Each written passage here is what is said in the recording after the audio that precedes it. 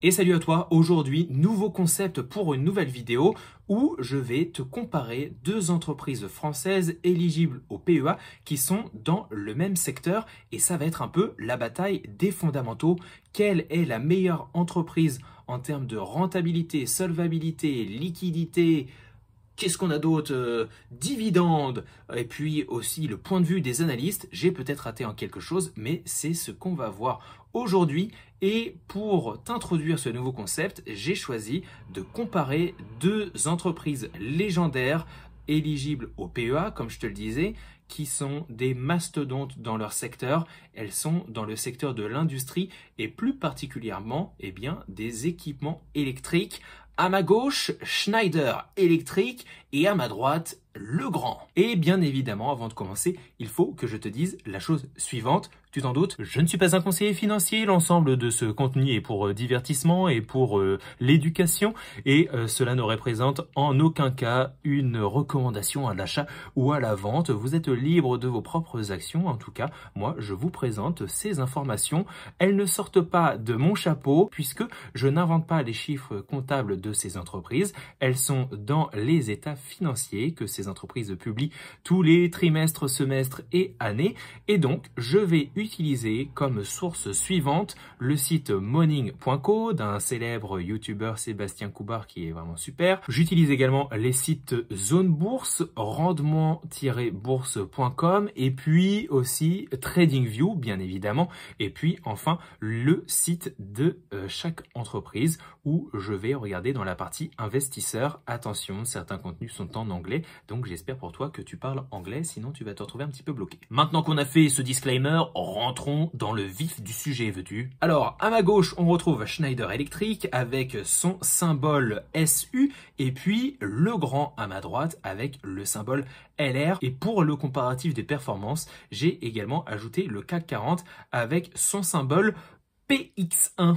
Pour voir ce que ça donne et ce qu'il est plus intéressant d'investir dans le CAC 40 ou dans ces entreprises individuelles. Bien évidemment, les performances passées ne présagent pas des performances futures. Ces deux entreprises, elles sont dans le secteur de l'industrie et plus particulièrement dans le sous-secteur des équipements et des composants électriques. Schneider Electric, c'est une capitalisation boursière de plus de 101 milliards d'euros et Legrand, c'est une taille plus petite, 3 fois moins gros que Schneider Electric avec une capitalisation boursière de 27 milliards d'euros. Le cours actuel de Schneider est à 152 euros et celui de Legrand à 83 euros. En ce qui concerne les performances des cours de ces entreprises, le retour sur un an de Schneider est négatif à moins 1,46%, mais c'est bien mieux que celui de Legrand qui est à moins 8,13%.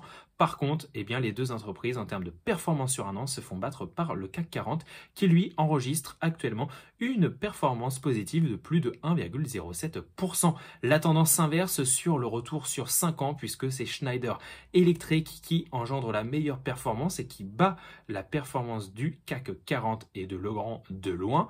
Pareil sur le retour sur 10 ans où c'est encore une fois Schneider Electric qui est la première en termes de performance et puis c'est pareil sur le retour depuis l'introduction en bourse. Bien sûr, là, il convient de comparer les différents moments d'introduction en bourse. Si on a une entreprise qui a été introduite en 1980 et une autre en 2005, c'est tout à fait normal qu'il y ait un écart de performance, of course. Alors là, en tout cas, en termes de performance passée, on peut voir que le cours de Schneider Electric a beaucoup mieux performé que celui de Legrand et également celui du CAC 40. Par contre, en termes de retour sur 10 ans, Legrand fait mieux que le CAC 40.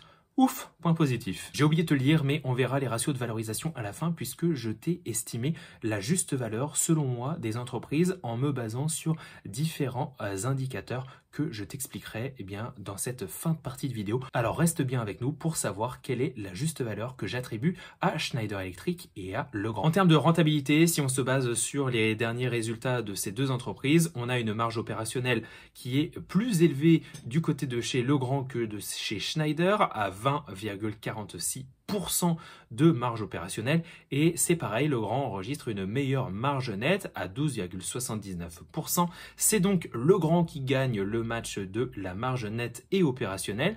En ce qui concerne le retour sur capitaux propres, c'est pareil, c'est Legrand avec un très bon retour sur capitaux propres de 16,5%.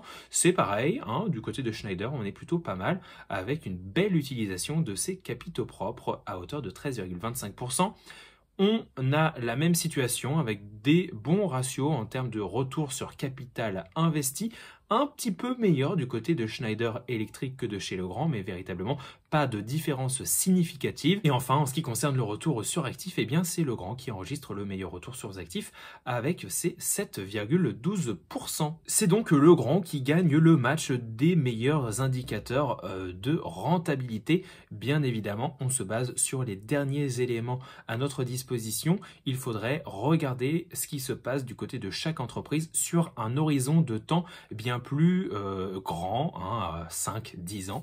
Par exemple, ça serait bien mieux. En ce qui concerne les éléments de liquidité, eh bien là, c'est encore une fois Legrand qui a de meilleurs ratios que Schneider avec des actifs à court terme qui couvrent largement les dettes à court terme à hauteur de plus de 2,28 fois. Regardons du côté de la solvabilité, c'est-à-dire de la santé financière de l'entreprise. On a un ratio dette sur capitaux propres tout à fait convenable de la part de ces deux entreprises, malgré le fait que Schneider enregistre le meilleur ratio dette sur capitaux propres, le meilleur ratio dette sur actifs et également le meilleur ratio dette sur EBITDA, puisque ces éléments-là sont liés. Alors bien que les résultats concernant ces ratios de dette soient meilleurs du côté de chez Schneider, il n'y a pas pour moi de problème à signaler du côté de chez Legrand. Que ce soit chez Legrand et encore plus chez Schneider Electric, on a de très bons ratios actifs à long terme sur dette à long terme, avec des actifs à long terme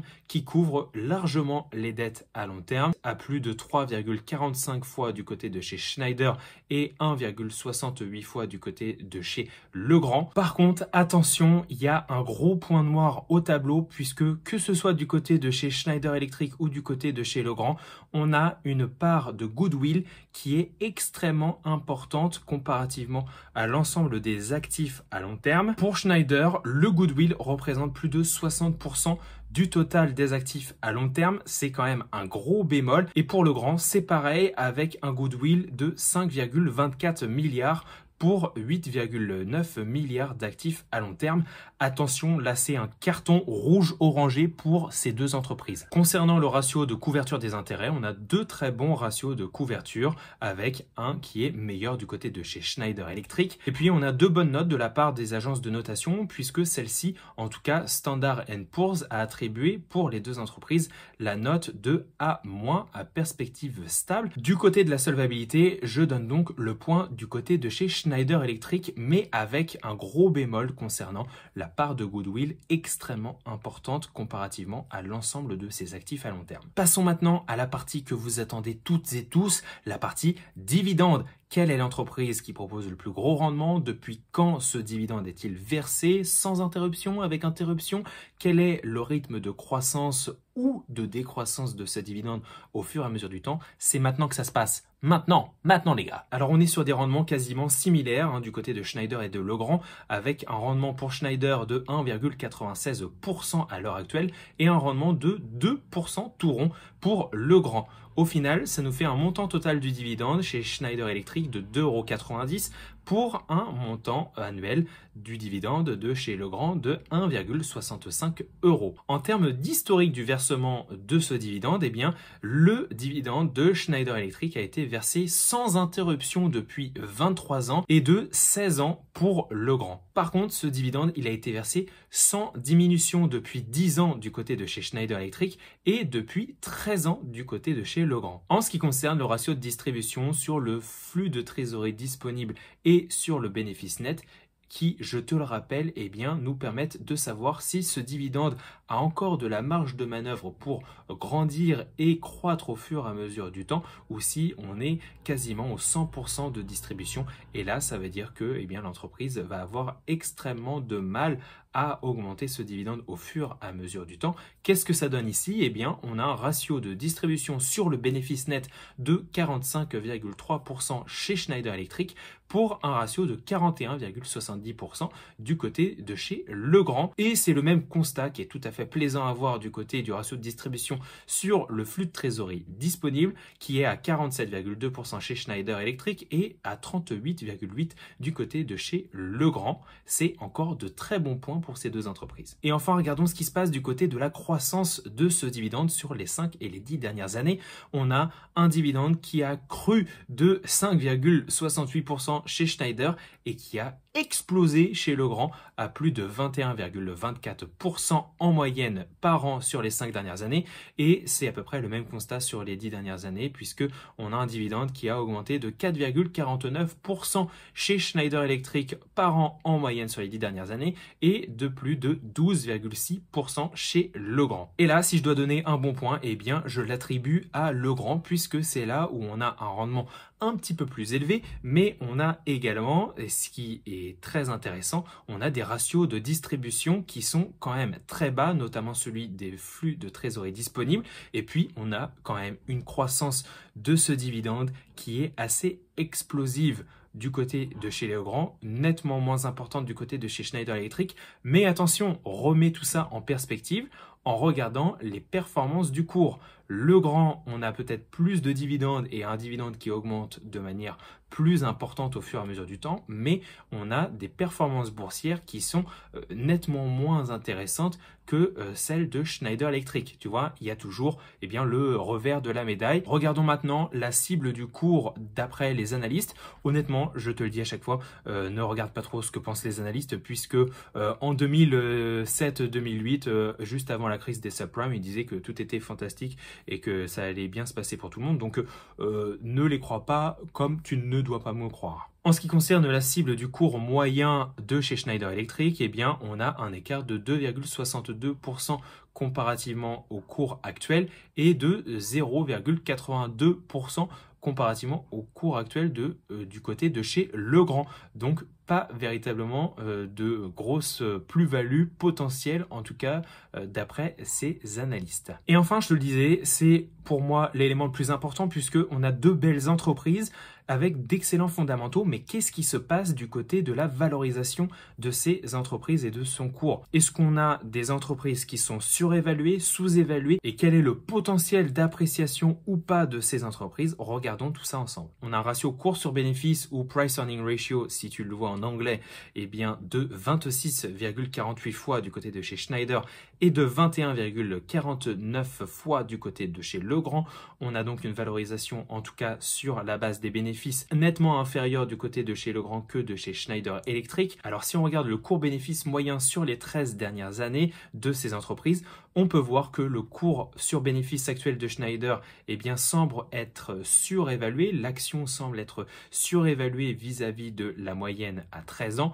Et par contre, on est quasiment du côté de chez Legrand aux alentours de la moyenne de son cours sur bénéfice sur les 13 dernières années qui, elle, est à 22,5 fois. En ce qui concerne le cours sur flux de trésorerie disponible, on a un cours assez important du côté de chez Schneider avec un cours qui équivaut à 26,7 fois le flux de trésorerie disponible et à 22,6 fois les flux de trésorerie disponible du côté de chez Legrand. On est quand même, peu importe les deux entreprises, sur un niveau de valorisation assez costaud, assez surévalué. Je me suis donc amusé, d'après différents modèles, à calculer quel serait mon cours cible, mon cours target de ces deux entreprises auxquelles je pourrais acheter l'action en prenant une marge de remise de discount de 10%. En se basant sur le modèle de discounted cash flow, ça nous donne un cours de Schneider Electric à 105,10 € et un cours de Legrand à 71 €.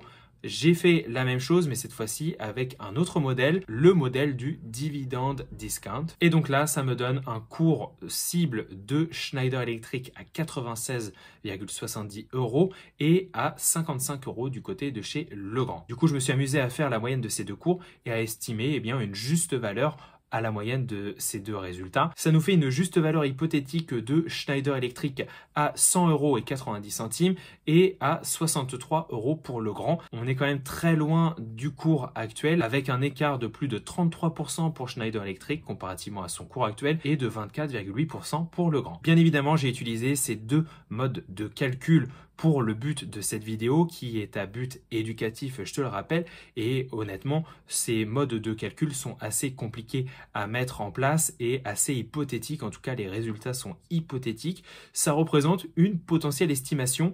Après, c'est pas véritablement à prendre pour argent comptant, je te le dis en toute transparence. Voilà, on arrive à la fin de cette vidéo. Tu peux voir, on a quand même deux belles entreprises, que ce soit Schneider Electric et Legrand. On a Legrand qui a une rentabilité, en tout cas des ratios de rentabilité qui sont un peu plus intéressants que Schneider Electric, bien que Schneider Electric se porte très bien aussi de ce côté-là. On a par contre une valorisation de la part de ces entreprises extrêmement élevée à l'heure actuelle, ce qui fait que moi personnellement, je n'achète pas aucune de ces entreprises pour le moment. Par contre, je les mets dans ma liste de surveillance et si jamais on assiste à une décrue de ces cours-là, potentiels ou pas, je surveillerai les deux dossiers comme du lait sur le feu et potentiellement placer un ordre d'achat quand on aura quand même réatteint des niveaux de valorisation avec un ratio cours sur bénéfice et cours sur free cash flow bien plus correct dans la norme de ce qui peut se faire sur les dernières 10-15 années. Du point de vue de la liquidité, Legrand fait un peu mieux que Schneider Electric et par contre du côté de la solvabilité, cette fois-ci c'est Schneider Electric qui fait un peu mieux que Legrand. Par contre, comme je te l'ai dit, gros bémol du côté du goodwill qui est extrêmement important dans le bilan de ces deux entreprises au niveau des actifs à long terme. Et puis enfin, du côté des dividendes, on a deux belles entreprises qui ont à cœur de rétribuer leurs actionnaires et tout ça, ça se fait dans une politique de dividendes qui est soutenue depuis plusieurs années. On a un dividende qui a été versé sans interruption depuis 23 ans chez Schneider et 16 ans chez Legrand, avec un dividende qui a tendance à croître raisonnablement du côté de chez Schneider et plutôt fortement du côté de chez Legrand. Donc bien évidemment, tout ça c'est plutôt positif de ce point de vue-là. Bien évidemment, je suis preneur de tes commentaires et de ton avis sur ces sujets-là. Est-ce que tu apprécies ce nouveau type de contenu où on va beaucoup plus dans le détail, ou est-ce que c'est un peu chiant pour toi, ou est-ce que tu souhaites une version un peu courte et raccourcie? Dis-moi tout ça en commentaire, je te lis et je répondrai avec plaisir à tes commentaires. En tout cas, moi je te souhaite une superbe semaine et te dis à très bientôt pour une prochaine vidéo tous les dimanches. Ciao ciao.